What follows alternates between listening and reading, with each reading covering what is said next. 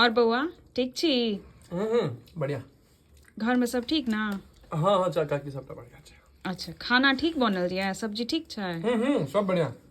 सब्जी में ओना नमक हल्का कम ये, नहीं तो बनल बढ़िया है मतलब, लेकिन हल्का नमक जो छै ना कनी और पड़ता है। अच्छा अच्छा अच्छा। और दाल ठीक छै बउआ? हाँ हाँ दाइलो बढ़िया है।